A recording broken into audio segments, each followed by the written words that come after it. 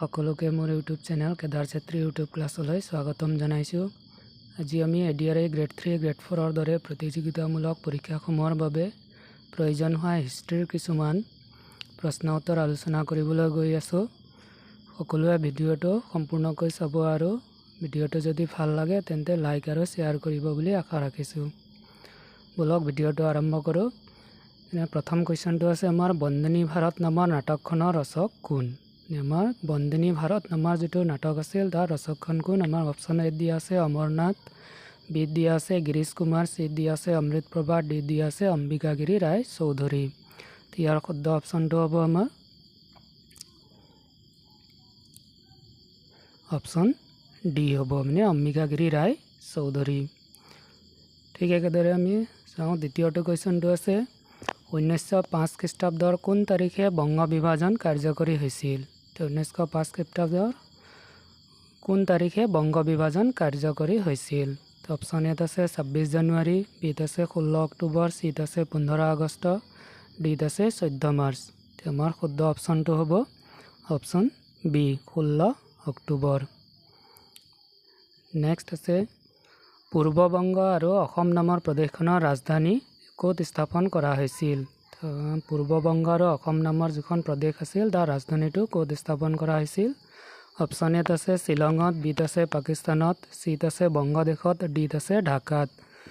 ইয়াৰ শুদ্ধ অপশ্যনটো হ'ব পূৰ্ববংগ আৰু অসম নামৰ প্ৰদেশখনৰ ৰাজধানীটো স্থাপন কৰা হৈছিল ক'ত? ঢাকাত, অপশ্যন ডি।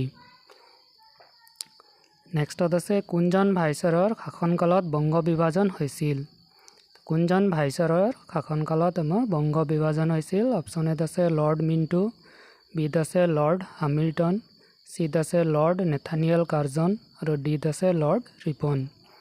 এই কেইজনৰ ভিতৰত আমাৰ শুদ্ধ অপশ্যনটো হ'ব option C Lord Nathaniel Curzon. Lord Nathaniel কাৰ্জনৰ দিনত বংগ বিভাজনটো হৈছিল, মানে শুদ্ধ অপশ্যনটো হ'ব অপশ্যন চি। নেক্সটত আছে ভাৰতীয় জাতীয়তাবাদৰ প্ৰাণকেন্দ্ৰ বুলি কোন ঠাইক অভিহিত কৰা হয়? ভাৰতীয় জাতীয়তাবাদৰ প্ৰাণকেন্দ্ৰ বুলি কোন ঠাইক অভিহিত কৰা হয়? অপশ্যন এত আছে দিল্লীক, বিত আছে বাংলাদেশক, চিত আছে বংগদেশক, ডিত আছে ঢাকাত। এই চাৰিটাৰ ভিতৰত আমাৰ ভাৰতীয় জাতীয়তাবাদৰ প্ৰাণকেন্দ্ৰ বুলি বংগদেশক কোৱা হৈছিল, মানে শুদ্ধ অপশ্যনটো হ'ল আমাৰ অপশ্যন চি। নেক্সটত আছে যুগান্তৰ নামৰ সংবাদপত্ৰখন সম্পাদন কৰিছিল? তলত দিয়া কোনজনে আমাৰ যুগান্তৰ নামৰ সংবাদপত্ৰখন সম্পাদনা কৰিছিল? অপশ্যন এত আছে অমৃতলাল, বিত আছে ভূপেন্দ্ৰনাথ দত্ত, চিত আছে অৰবিন্দ ঘোষ, ডিত আছে মহিৰাম বসু। ইয়াৰ আমাৰ শুদ্ধ অপশ্যনটো হ'ব অপশ্যন বি ভূপেন্দ্ৰনাথ দত্ত। ভূপেন্দ্ৰনাথ দত্তই যুগান্তৰ নামৰ সংবাদপত্ৰখন সম্পাদনা কৰিছিল। নেক্সট আছে বংগদেশ একত্ৰীকৰণ হৈছিল? বংগ বিভাজনৰ পিছত বংগদেশক আকৌ একত্ৰীকৰণ কৰা হৈছিল। অপশ্যন এত আছে 1910 খ্ৰীষ্টাব্দৰ 22 ডিচেম্বৰত, বিত আছে 1911 খ্ৰীষ্টাব্দৰ 12 ডিচেম্বৰত, চিত আছে 1912 খ্ৰীষ্টাব্দৰ 2 ডিচেম্বৰত আৰু ডিত আছে 1913 খ্ৰীষ্টাব্দৰ 22 ডিচেম্বৰত। বংগদেশক পুনৰ একত্ৰীকৰণ কৰা হৈছিল 1911 খ্ৰীষ্টাব্দৰ 12 ডিচেম্বৰত, মানে শুদ্ধ অপশ্যনটো হ'ল আমাৰ কি অপশ্যন বি। নেক্সটত আছে বংগদেশত জাতীয় শিক্ষা পৰিষদ গঠন হৈছিল? নে কেতিয়া বংগদেশত জাতীয় শিক্ষা পৰিষদটো গঠন হৈছিল? অপশ্যন এত আছে 1902 চনৰ 5 আগষ্ট, বিত আছে 1903 চনৰ 26 আগষ্ট, চিত আছে 1904 চনৰ 15 আগষ্ট, ডিত আছে 1902 চনৰ 5 মাৰ্চ। বংগদেশত জাতীয় শিক্ষা পৰিষদটো গঠন হৈছিল আমাৰ 1902 চনৰ 5 মাৰ্চ তাৰিখে, মানে শুদ্ধ অপশ্যনটো হ'ল আমাৰ অপশ্যন ডি। নেক্সটত আছে বেংগল কেমিকেলছ নামৰ উদ্যোগটোৰ প্ৰধান উদ্যোক্তা হ'ল? যিটো আমাৰ বেংগল কেমিকেলছ নামৰ উদ্যোগ আছিল ইয়াৰ প্ৰধান উদ্যোক্তাটো হ'ল অপশ্যন এত আছে আচাৰ্য প্ৰফুল্ল ৰায়, বিত আছে অমৃতলাল বসু, চিত আছে গিৰীশ ঘোষ আৰু ডিত আছে ক্ষীৰোদ প্ৰসাদ।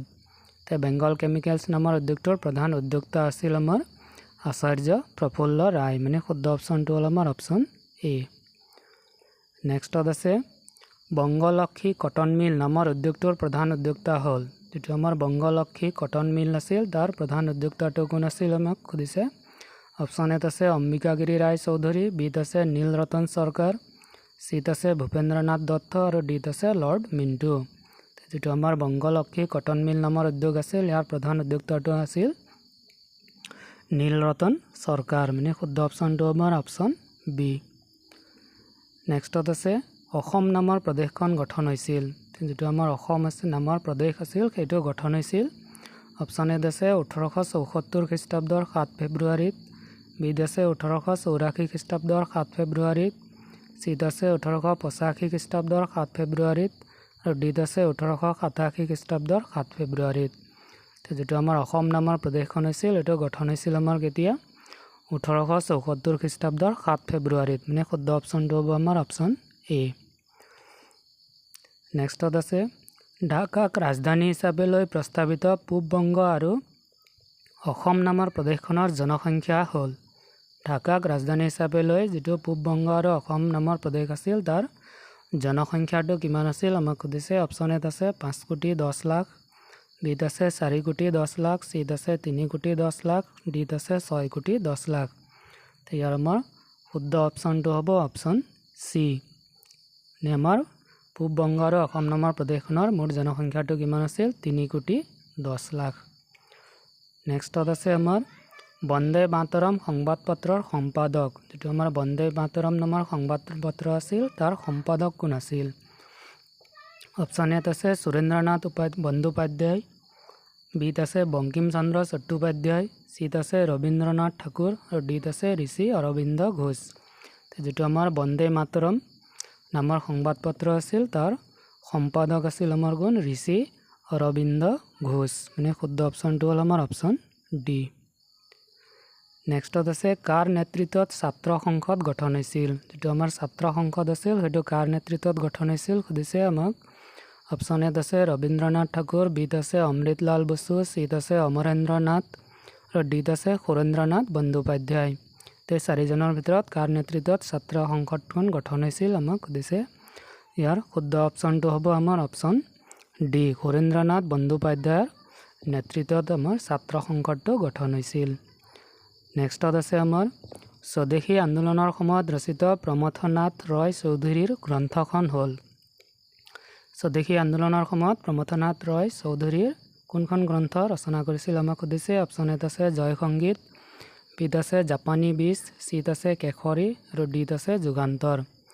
এই চাৰিটাৰ ভিতৰত আমাৰ শুদ্ধ অপশ্যনটো হ'ব অপশ্যন এ, জয় সংগীত। স্বদেশী আন্দোলনৰ সময়ত প্ৰমথনাথ ৰায় চৌধুৰীৰ গ্ৰন্থখন আছিল কি জয় সংগীত। নেক্সটত আছে আমাৰ স্বদেশী আন্দোলনক কেন্দ্ৰ কৰি ৰবীন্দ্ৰনাথ ঠাকুৰে ৰচনা কৰা গীত হ'ল, মানে গীতৰ সংখ্যা কেইটা আমাক সুধিছে। স্বদেশী আন্দোলনক কেন্দ্ৰ কৰি ৰবীন্দ্ৰনাথ ঠাকুৰে কেইটা গীত ৰচনা কৰিছিল আমাক সুধিছে। অপশ্যন এত আছে 33টা, বিত আছে 18টা, চিত আছে 23টা, ডিত আছে 22টা। ইয়াৰ ভিতৰত আমাৰ শুদ্ধ অপশ্যনটো হ'ব অপশ্যন চি। আমাৰ স্বদেশী আন্দোলনক কেন্দ্ৰ কৰি ৰবীন্দ্ৰনাথ ঠাকুৰে মুঠ 23টা গীত ৰচনা কৰিছিল। নেক্সট আছে আমাৰ মুছলিম লীগ স্থাপনৰ নেতৃত্ব বহন কৰা ব্যক্তিগৰাকী হ'ল। যিটো আমাৰ মুছলিম লীগ আছিল তাক স্থাপন কৰোঁতে কোনে নেতৃত্ব বহন কৰিছিল আমাক সুধিছে। অপশ্যন এত আছে মহম্মদ আলী জিন্না, বিত আছে নৱাব চেলিমুল্লাহ, চিত আছে হেমপ্ৰভা মজুমদাৰ আৰু ডিত আছে নৱাব ইকবাল। আমাৰ মুছলিম লীগ যিটো আছিল সেইটো স্থাপনৰ নেতৃত্ব বহন কৰিছিল কোনে।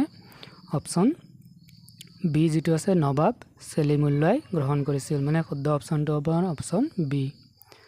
নেক্সটত আছে আমাৰ শাসন আৰু শোষণ একেলগে চলাই যোৱা হ'ব কথাষাৰ কোনে কৈছিল। এই কথাষাৰ যিটো শাসন আৰু শোষণ একেলগে চলাই যোৱা হ'ব এই কথাষাৰ কোনে কৈছিল আমাক সুধিছে। অপশ্যন এত আছে ৰবাৰ্টছনে, বিত আছে লৰ্ড কাৰ্জনে, চিত আছে লৰ্ড হেমিল্টনে, ডিত আছে ডেভিড স্কটে। শাসন আৰু শোষণ একেলগে চলাই যোৱা হ'ব এই কথাষাৰ কৈছিল আমাৰ কোনে লৰ্ড কাৰ্জনে, মানে শুদ্ধ অপশ্যনটো হ'ব আমাৰ অপশ্যন বি। নেক্সটত আছে 1907 খ্ৰীষ্টাব্দৰ 21 নৱেম্বৰত কলিকতাত অনুষ্ঠিত জাতীয় কংগ্ৰেছৰ 22তম অধিৱেশনৰ সভাপতি কোন আছিল। যিটো আমাৰ 1907 খ্ৰীষ্টাব্দৰ 21 নৱেম্বৰত কলিকতাত যিটো জাতীয় কংগ্ৰেছৰ অধিৱেশন হৈছিল তাৰ সভাপতি কোন আছিল আমাক সুধিছে। অপশ্যন এত আছে দাদাভাই নৌৰোজী, বিত আছে চৌকত আলী, চিত আছে গোপাল কৃষ্ণ গোখলে, ডিত আছে লালা লাজপত ৰায়।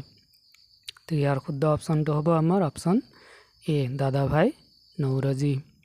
নেক্সটত আছে আমাৰ ক্ষুদিৰাম বসুক ফাঁচি দিয়া হৈছিল। ক্ষুদিৰাম বসুক কেতিয়া ফাঁচি দিয়া হৈছিল আমাক সুধিছে। অপশ্যন এত আছে 1911 চনত, বিত আছে 1910 চনত, চিত আছে 1908 চনত আৰু ডিত আছে 1901 চনত। তো ইয়াৰ আমাৰ শুদ্ধ অপশ্যনটো হ'ব অপশ্যন চি, 1908 চনত ক্ষুদিৰাম বসুক ফাঁচি দিয়া হৈছিল। শুদ্ধ অপশ্যনটো হ'ব আমাৰ অপশ্যন চি। তো এইখিনি আমাৰ আজিৰ ভিডিঅ'ৰ বিষয়বস্তু এইখিনি আছিল। আশা কৰোঁ সকলোৱে সম্পূৰ্ণকৈ ভিডিঅ'টো চাইছে, আৰু যদি ভিডিঅ'টো ভাল লাগে তেন্তে লাইক আৰু ছাবস্ক্ৰাইব কৰিবলৈ নাপাহৰিব। ধন্যবাদ।